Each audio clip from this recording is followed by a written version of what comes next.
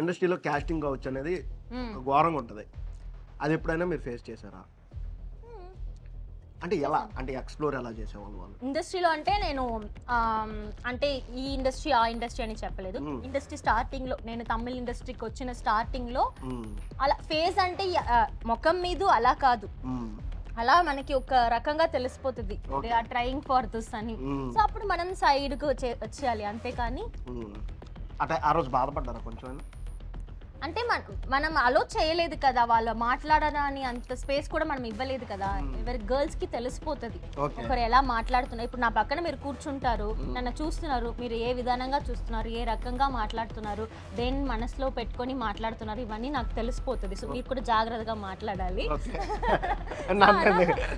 అలా గర్ల్స్ కి ఒక సెన్స్ ఉంటది కాబట్టి ఆ సెన్స్ నాకు అప్పుడు ఒక ఆఫీస్ కానీ ఒక ప్రాజెక్ట్ కోసం వెళ్ళినప్పుడు నాకు అది అర్థమైంది. సో నేను అలా సైడ్ కి వచ్చేసాను. అది పెద్దగా బూమ్ చేయకుండా ఎగ్జాజరేట్ చేసుకొని బయటికి రాకుండా okay fine, this is not my way అని చెప్పేసి నేను వచ్చేసాను. అఫ్ కోర్స్ ఫేస్ చేయకుండా ఉండలేం కదా ఖచ్చితంగా. ఈ ఇండస్ట్రీ అని కాదు, మీరు ఎక్కడ పని చేసినా, ఐటీ కంపెనీ కానీ, ఒక నార్మల్ ఒక జ్యువెలరీ షాప్ కానీ, టెక్స్టైల్ షాప్ కానీ, మీరు ఎక్కడ పని చేసినా అమ్మాయిలకి ఆ ప్రాబ్లం ఉంటుంది. బట్ అది మనం సెన్స్ చేసి మనం బయటకు వచ్చేయాలి, కానీ దానిలో మీద ఉన్నప్పుడే మనకి ప్రాబ్లం.